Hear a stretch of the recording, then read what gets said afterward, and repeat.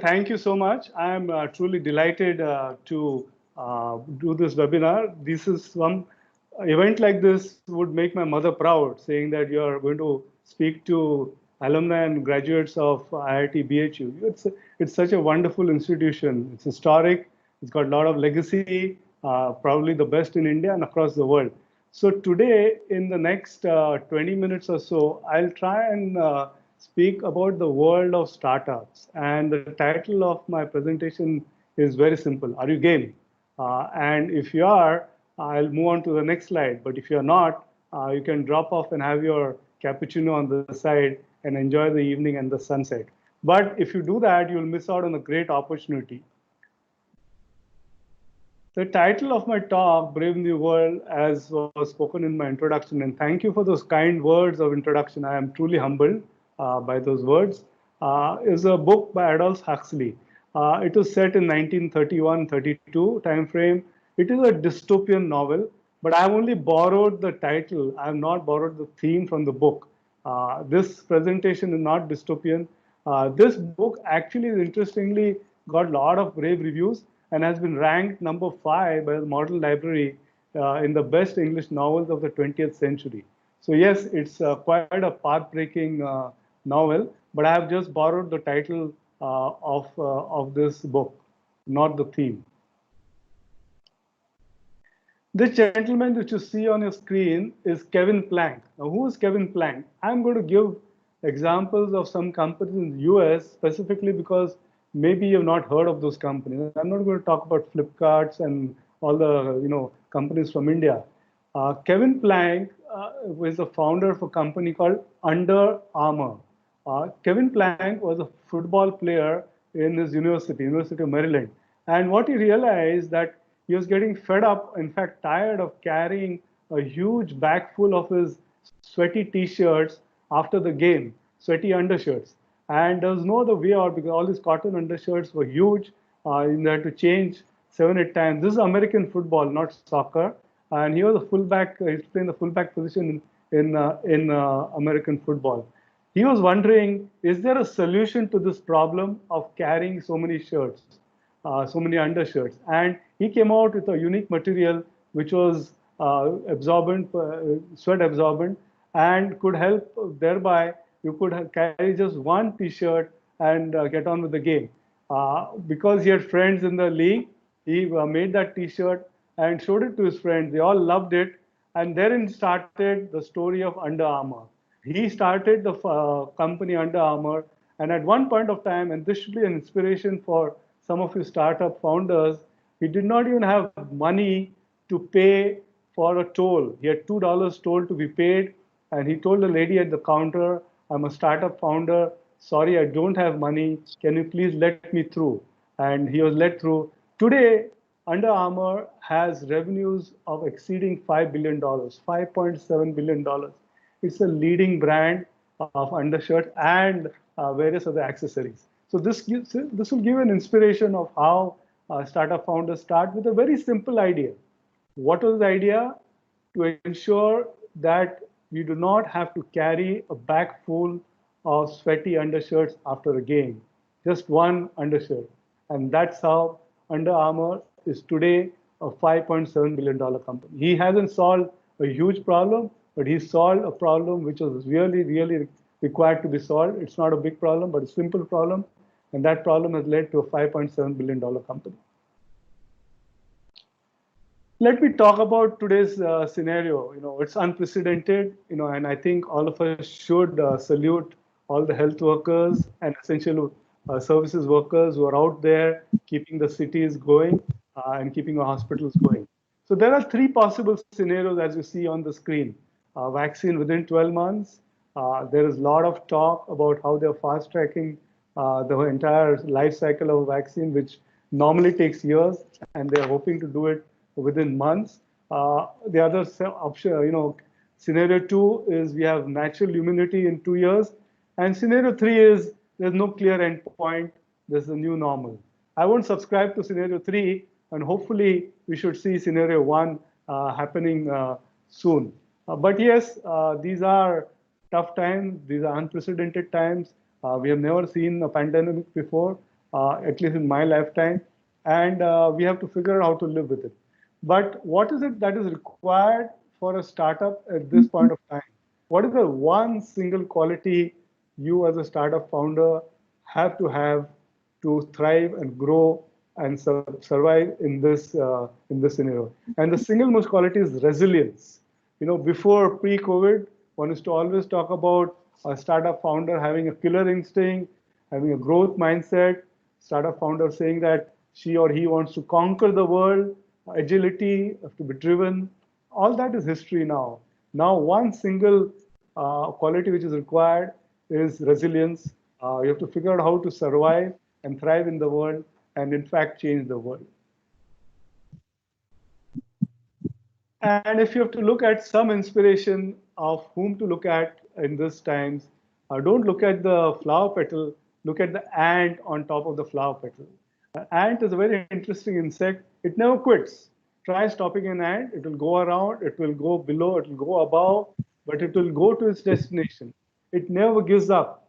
As a founder, you should never give up. You have to find out a way out of the current problem. Whenever you face a problem, a true good founder will always find a way out. And always thinks winter all through the summer. So it plans for the winter. When it's summer, it keeps hoarding foodstuff for the winter. When it's winter, it goes in hiding. And when there's sunlight, it comes out. And then again, it thinks of the winter. So keep thinking of the next step. So there's one inspiration, one insect which you need to figure out in terms of qualities. It is the ant. So how do you start? All this is fine. Sunil will tell me, Nina, ये सब ठीक है. Well, how do you start? I'm interested in being a startup founder. What are the basic things you should do? You have to question assumptions. Develop the habit of solving complex problem in a simple way. Be curious. Ask questions. People like design, simple design. People are a sucker to buy good, attractive designs. Apple is, of course, one example. But there's so many good examples of a product which has come out with, say, good design. So question assumptions, be curious, ask. Ideas are fragile. Fragile ideas need to be nurtured.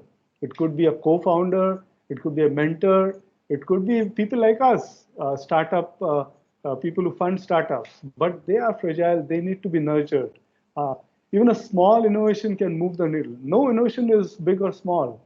It can move the needle. You have to think through it. And incremental days are over for a startup. You have to do something which is revolutionary, which can really do something big.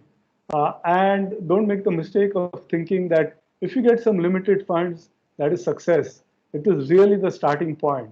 Getting funded is not success. That's just the beginning. You have to focus on performance and execution. So here it is. Life is a pitch. And on the right-hand side, if I have written it thrice, it's not a mistake, it's deliberate. If you are a startup founder, every day you have to remember life is a pitch. You have to keep improving your pitch. You have to make it once, make it twice, make it 100 times, 200 times, 2 minutes, 5 minutes, 10 minutes. Every day you have to keep refining it. There is a saying that if you are in the corporate sector, you have to keep refining your CV every week, every month, every quarter. Again, if you're a startup founder, life is a pitch. Always be ready for a pitch. And this is a real life example of a founder who had come to me and was starting to pitch. So I always in my mind have 3 so whats from the moment a founder starts pitching. If at the third so what I do not get a response, I'm switched off. And I'm not unique. All VCs have a patience of a maximum 3 so whats. The founder started by saying, my vision is I want to solve all the problems of the world through technology. It's great and wonderful, but as a VC wanting to fund, so what? As a pitch you're presenting, so what? Then the second statement the founder made is my vision is I want to ensure that I save the planet for my next generation. Great, it's absolutely required. All of us must work towards it.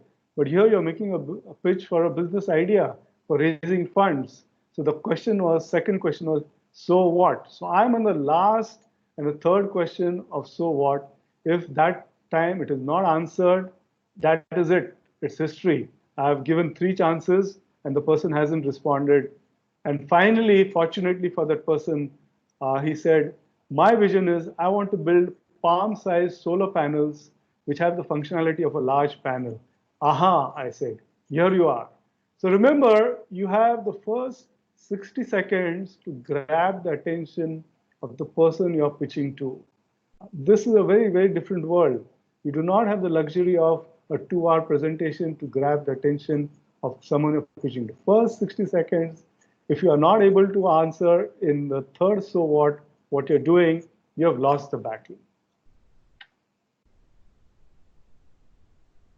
And this is what now a lot of people keep asking, what do traditionally VCs look for? So you can accordingly figure out how, if you're starting a startup, what do VCs look for, and you can tailor make your presentation or figure out how to ensure that these questions are responded in the first place itself. The first thing we see is a founding team. You are all from IITBHU. That's a great, great institution. It's the best in India, if not the world. So flaunt it. Start itself by saying, I'm Sunil Khanna. I'm from IITBHU. Great start. Then when you talk about the product, it has to be a large market size. No one is interested in a very small, tiny size, market size of a product. It might be good, it might be niche, but that doesn't help in the funding model. What is a business model? Is it scalable? Is it without friction? No one likes a model which requires a lot of human intervention, which does not have technology and has a lot of friction. It has to be a friction-free, technology-based, ideally scalable model which can just keep scaling. And what is the unfair advantage you have either in the idea, first mover advantage, technology, R&D? What is the moat you have between you and the rest of the world? And remember, ultimately, all this VC is looking for, at the end of all this, will I get a minimum of 20x returns? Yes, you heard right, minimum of 20x returns. That's what early stage VC looks at. And what sets you apart? You have to have something which says that sets you apart. Pricing is a science. It's not an art. Really, you have to figure out how to price your products appropriately. What is your business model to scale? Do you require growth capital, or are you able to generate profits inherently? VCs love models which require growth capital because that means the business is growing fast. What value are you creating? And at the end of this, are you building business for yourself and your family? Are you building a business just for fun? Or are you building a business whereby VCs and you at the end of it see an exit? This is not a game of income generation.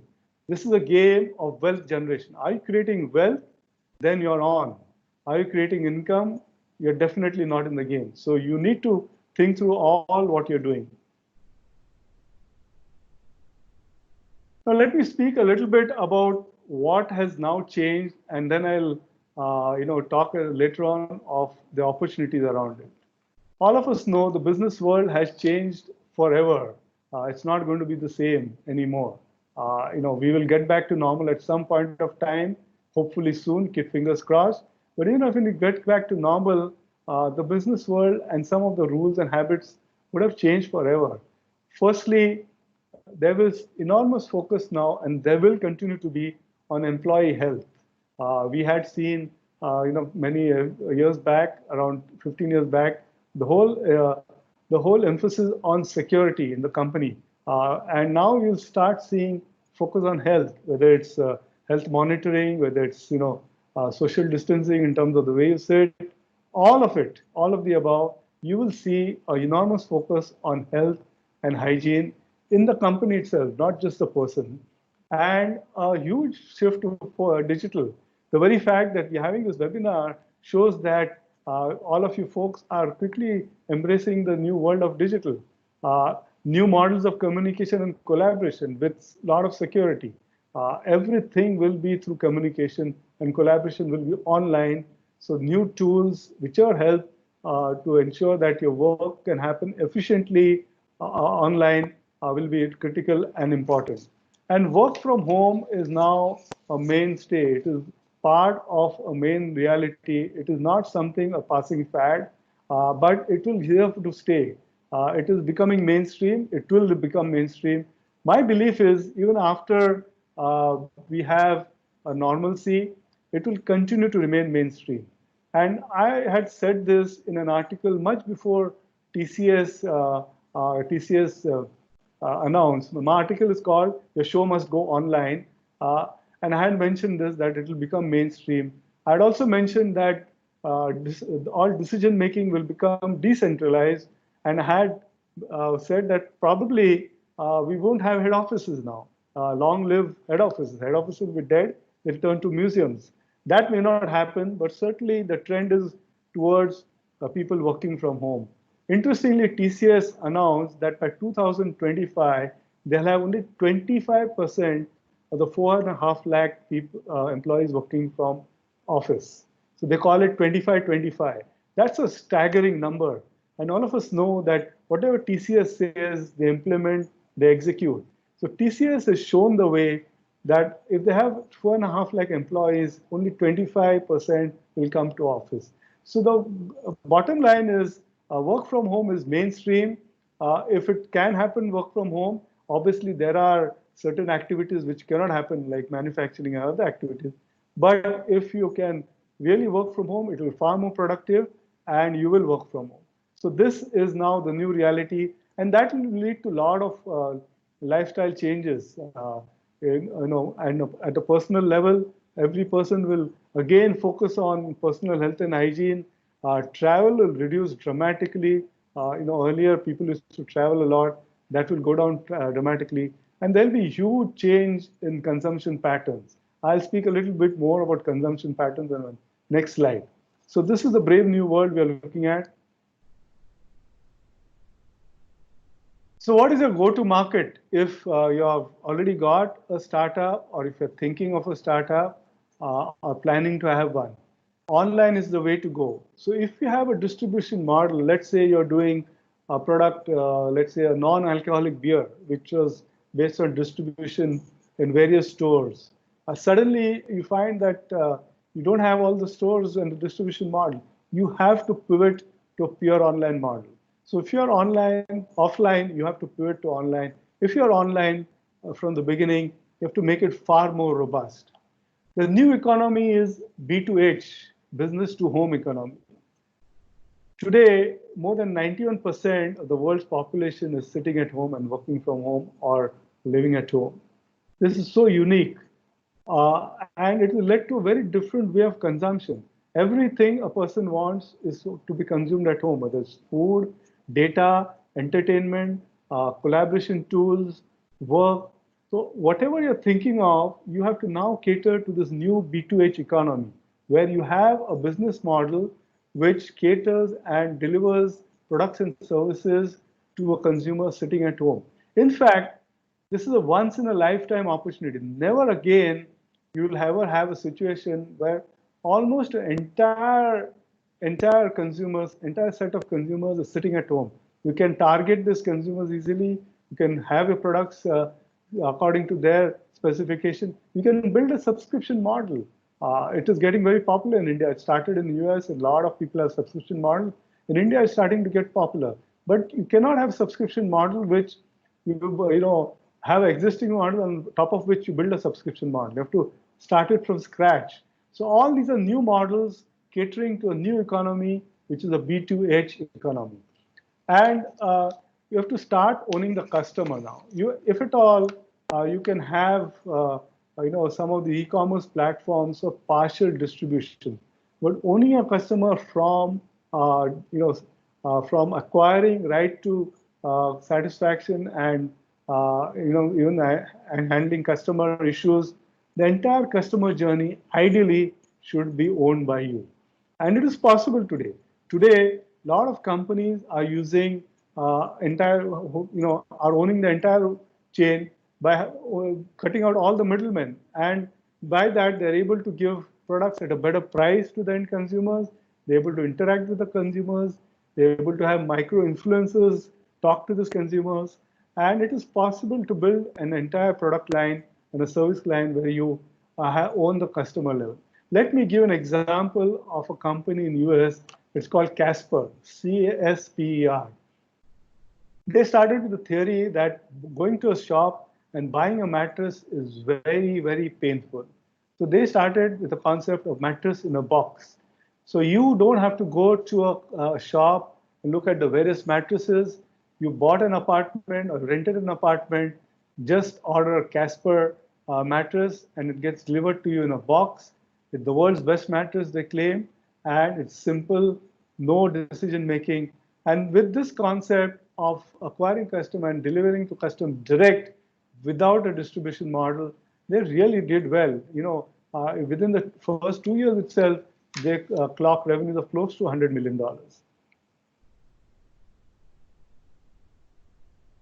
So what are the broad opportunities after all this? Digital services. India has close to 65 million small, micro, medium-sized enterprises, family-owned businesses, non-family-owned businesses, 65 million. Most of these people have been rather slow in adapting to digital platform. They have no choice now. They're all realizing that now they need to embrace digital. And there's a whole lot of digital services which you can provide to 65 million enterprises, whether it's hardware, software, apps, acquiring customers, payment services, entire range. It's the biggest market for digital services anywhere in the world. With all communication, collaboration going online, more and more need will arise for efficiency in all these tools, more secure tools, more efficient tools. How do we have project management of large projects happening where people don't meet? People are communicating online. And what are the tools required for that? So all of this will require a huge demand. And there will be a huge demand. And of course, online education. All of you know, education industry and education sector has been slow in adopting to the online method because traditionally it's been the classroom. Traditionally, students have gone to the classroom. Online education and EdTech has a great future. Technology in the education sector has been on the periphery, more as an ERP, more as and the admin of the university or the college or the school. It will now get into the center where teachers have no choice but to embrace technology, and students and parents will consume education through tech models. So these are the broad three models. And if you're looking for specific industries, potential areas, this is one of the questions asked to me in advance. What are the potential areas? You're young students from IITBHU and you've got the best brains in the world, but here there are 6 broad areas. Health tech will be big, whether it's health, hygiene, immunity building, medicines, Ayurvedic, health and well-being will become important. Not just physical, but social, yoga, meditation, all of the above to be delivered to a consumer sitting at home. SaaS business applications will always be in demand.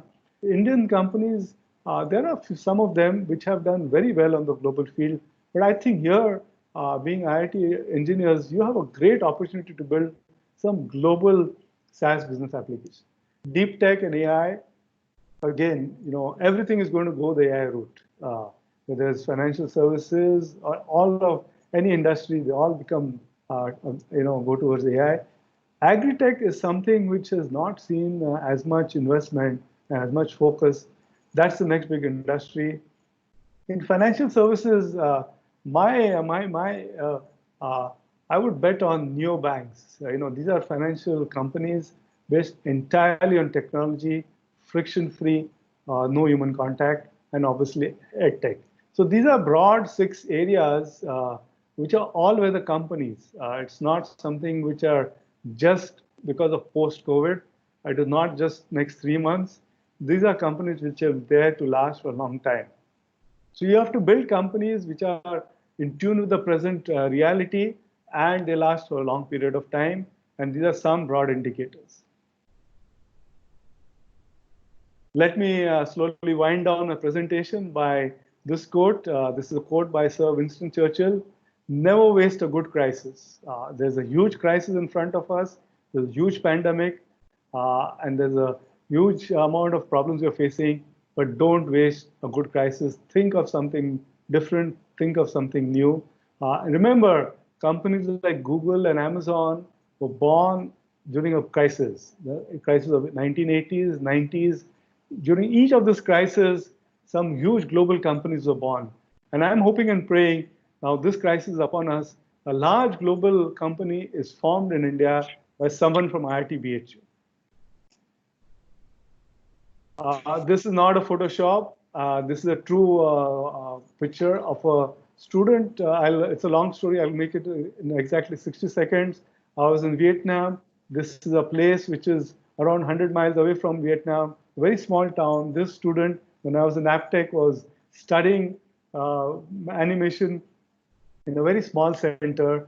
And as you can see, he has Jesus written on his T-shirt. He's a creative person, so obviously he wasn't interested in speaking to me, but I was. You can look at his face; it's rather glum. After a couple of attempts, I asked him, "What is your name?" So he gave me his name, Victor NG, and I asked him, "Why have you written the words Jesus on your T-shirt?" And these are the words he said, and it resonates in my mind even now. He said, "I want to be the world's best animator, the world's best animator." I asked him, "Really?" He said, "Yes, I don't require anything. I just require a pipe, which means connectivity, and I require a mind without borders." So this is a boy who's 100 miles away from the main city in Vietnam, which is a small town, and he's thinking of becoming the world's best. All of you are from IITBHU. There's nothing which stops you from becoming the world's best in the chosen field. So let me stop here with my presentation. I think I have overshot a little bit, but these are my contact details. I'm available on LinkedIn. You can always reach out to me. Let me wind up by saying that these are tough times, but these are times if you want to do a startup, you have to figure out what's the right startup. You have to figure out all-weather startup. I've given some broad areas in which you need to look at, but I can only say that during all such tough times, global leaders emerge, and I hope one of you become a global leader. Thank you, Sunil. Over to you.